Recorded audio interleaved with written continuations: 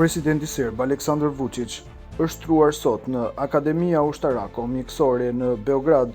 Në Akademinë Ushtarako-Mjekësore, presidentin e pritën ministri i Shëndetësisë Zlatibor Lončar dhe doktori Dragan Dinčić.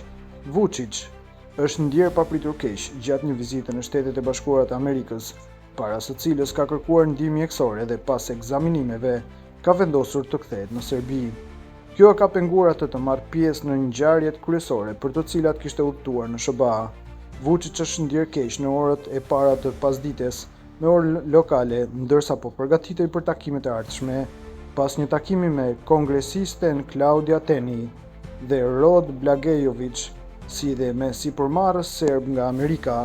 Kryetarja e Parlamentit të Serbisë, Ana Brnabić, deklaroi se shëndeti i presidentit të shtetit Aleksandar Vučić është rënduar seriozisht.